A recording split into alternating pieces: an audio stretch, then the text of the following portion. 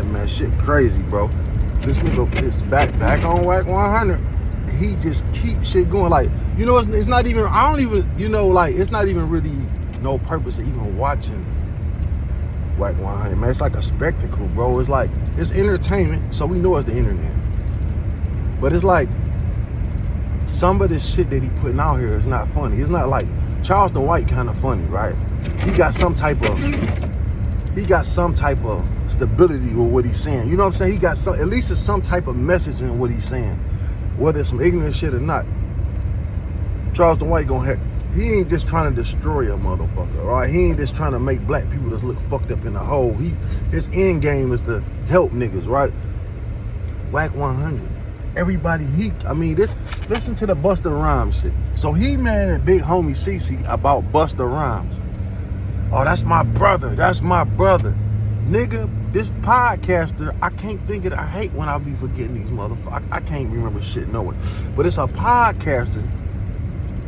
I don't know where he from, but he did one on this nigga Wack 100. And I watched it because, like I say, once he got into it with big homie CC, we chopped it up, right?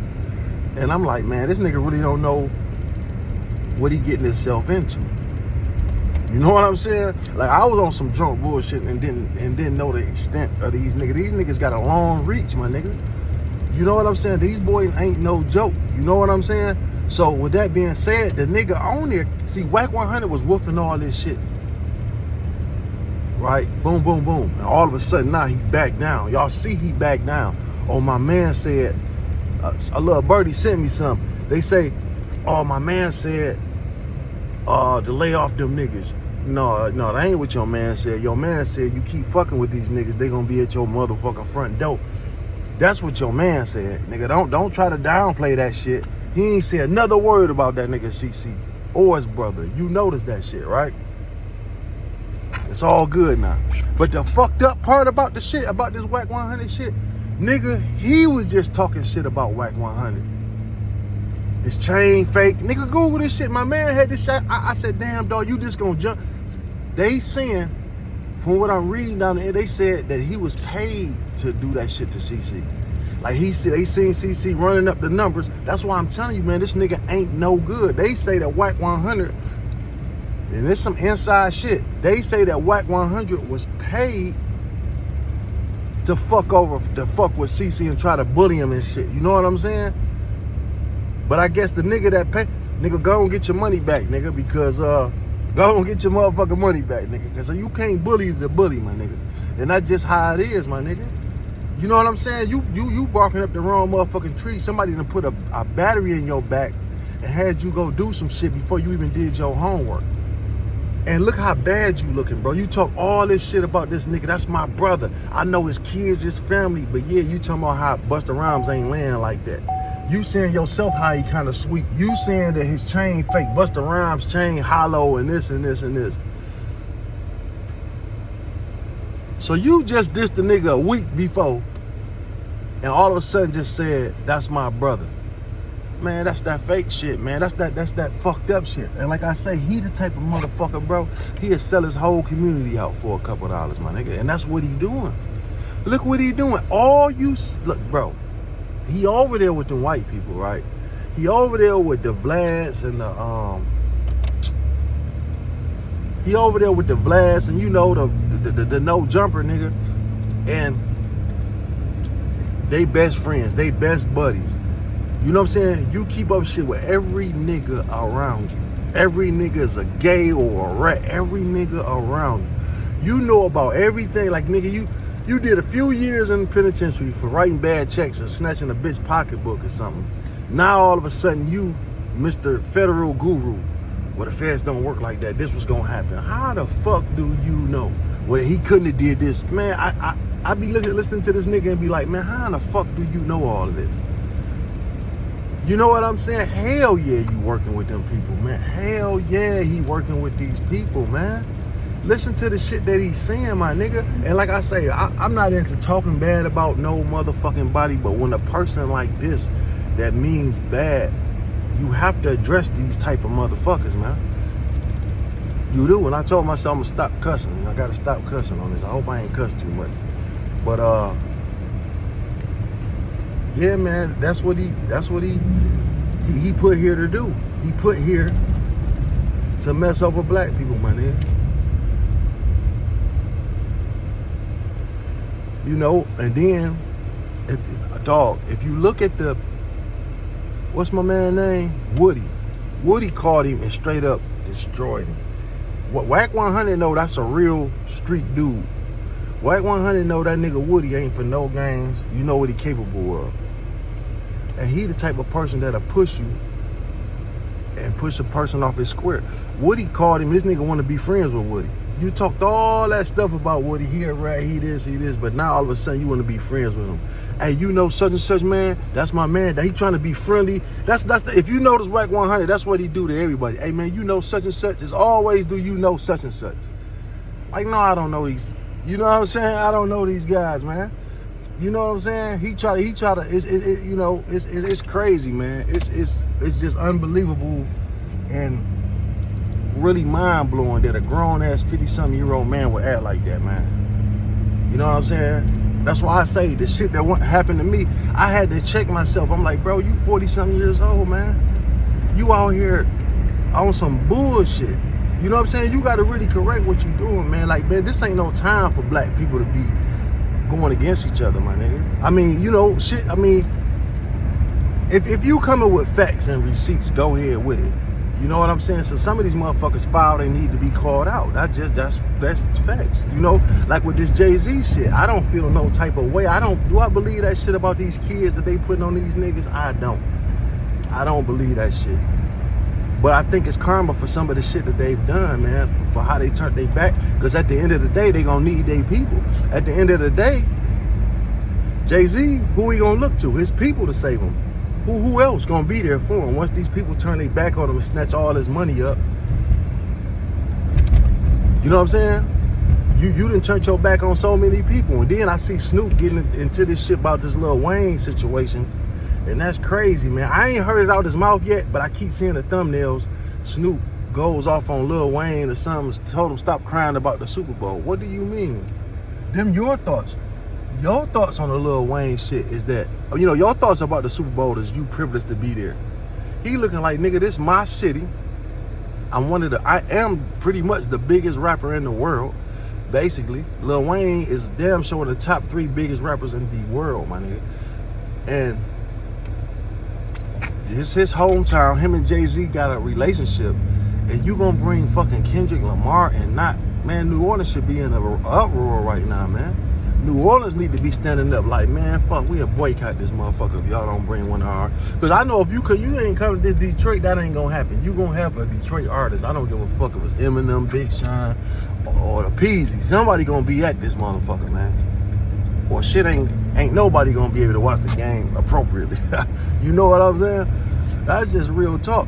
And that's just how it should be, man. You know what I'm saying? Just like when these big ass groups and shit, that's what Trick was on, though. That's what Trick, all he was saying was like, look, y'all not about to come here, make money off of us and don't even have an artist on the venue. Like, you know what I'm saying? You got big ass artists, Jay-Z's, the whoever's, Rick Ross's, whoever come to a city, you should at least have an opening act from the city that you're in. That's just paying homage, and you know what I'm saying? And shit, you know, I mean, I don't see what will be wrong with that, because that's adding, they selling seats too, shit. Nigga, it's a celebration, bro. Dog from our city, from our hood, opening up for such and such. Man, people gonna spend their lives to try to come support their people, man. You know what I'm saying? So that's how that shit is, man. You know, but yeah, I told my man, I said, bro, I gotta do some. This Wack 100 motherfucker is just totally out of motherfucking pocket, man. He totally out of pocket. He over there, Adam this, you know, Vlad, it's like this. But every nigga though, oh, that nigga gay, man. Oh, he a rat. Listen, man, who ain't a rat? Who, listen, bro, think of all the people that he called rats and gay. Who, BG, nigga praised them one week and dogged them the next week with no receipts, man. Nothing. Then he come up with fake shit. And when he wrong, he don't apologize. He don't say I was wrong. He don't give a fuck, man. So you know, that's that It's a lot of hymns around. You know how on the street we got paid informers out here now? You know how we got a whole bunch of paid informers now. That's why I tell these young niggas now, like, bro, it's hard to get money out here the illegal way, man. It's so many, the government has got so many people out here working for them and cooperating that it's unreal, man. And this shit right here is definitely federal shit. You know, when you be looking at these podcasters that come out of nowhere, these motherfuckers got 200,000-300,000, 400,000-500,000 followers, and I've never seen him a day. But besides, he popped up on my fucking timeline, and he got 400,000-500,000 subscribers. Where do that come from? How did you get that? Nobody's saying you grinding to get this. You know, most people you see, okay, I follow him when he ain't had, but I caught him when he had 20,000 followers, you know, but he ran it up real quick. No, some of these dudes, I'm telling you, man, and then when you listen to everything they sit down, they ask the same questions. That's why I don't understand, how do people even be paying? You gonna pay Charleston White to ask him the same motherfucking questions that 5 more people done already asked him. Not 1, not 2. 5 more people done asked him the same questions. Like, pretty much everybody, the big podcasters, they gonna ask, even see with CC, right? Or CC, or these guys don't have no real dialogue, like, to ask nothing different. You know what I'm saying? They pretty much ask all the same questions. You want to ask some out the box type of stuff. They ask Charleston White the same thing, CC the same thing, you name it, Boosie. They ask him the same questions. Like, damn, bro, y'all don't know nothing no different. You know what I'm saying? You gotta, you know what I'm saying, go into it. But and that's because a lot of these motherfuckers want information about certain stuff. That's why they stick on them same subjects. Like, a lot of these dudes are straight up the police, man. They do more interrogating than they do interviewing. Like, when you look at Vlad, if you ever been in an interrogation room and you listen to Vlad is like an interrogator more so than you know, doing a motherfucking interview. You know what I'm saying? And that's crazy. Cause he definitely, I haven't been watching like that. Like I said, I kind of like backed off Vlad. When I see Vlad, I see whatever come down my timeline. I might, if it's something interesting, I might push the little snippet or whatever and watch it. But after he sent Boosie to prison, my dog, after he did that to Boosie, I was done, dog. See, really, Keefy D did it for me. He sent Keefy D to prison. You know what I'm saying? It wasn't until Keefy D read books, did 1,000 interviews before Vlad, but why would he get on Vlad? Nah, this man locked up. You ain't even heard nothing from him about his trial. None of that shit. I guarantee you, in his trial, when they come, they gonna bring up that Vlad situation. The same thing with the Boosie stuff. Nigga, first time, I said, dog, I kept saying it. The shit got like 60,000 to 70,000 views on that one. I'm like, man, listen. Stop talking to this motherfucker, Vlad. Stop it, man. Hey, bro, my dog, if he want to ask you anything about this case, but see, you can't go on there unless you're talking about that shit. He don't need, what do you want to talk to you about? So then when you beat the case, he say, so it can't be brung up no more. Boosie was like, no, it can't be brung back up. Okay, so I can finally ask you what I want to ask you. Like, what more do you want to ask me? Like, what more could possibly, okay, nigga, I got caught with the gun or whatever. They couldn't prove it was mine, it's dismissed. What more do you want? Oh, so why was the gun on your lap? You did have that gun in your back pocket though, didn't you? Like, what? Right then, I'd have been like, take this mic off me. You know what I'm saying? Get this mic off me now. I'm done talking. As soon as I seen that interview, bro, I already knew Boosie was in handcuffs by the time I seen it, and I was like 2 days later. As soon as that video dropped, they went straight to get Boosie. Recharged them with the same thing and added a charge. So like right now, Boosie's still in the fight for his life right now. Like people don't know that, you know what I'm saying? He ain't talking about it because it ain't all on Vlad like that no more. But Boosie's still fighting, you know what I'm saying? For that 10 years, 5-10 years, man. And you don't know how detrimental that can be to a guy. 5-10 years in prison, bro. When you know, people always think people richer than what they are. This nigga hustling every day, you know what I'm saying? So shit, if he's sitting still somewhere, can't get to no money like that, man, bills still piling up, don't nobody take care of your stuff like that, man. He built some legendary stuff out there, you know, in Georgia, bro. That mansion is sick, dog. What he doing is sick. People talk, all these haters, all them little thin ass houses he building, it. Bro, he doing some legendary stuff. That's what you want, nigga. You bought hundreds of acres of land, and not only did you build your house, you building your kids' houses on the same land. Come on, man. You think they want to see that shit? Hell no, they don't want to see that shit.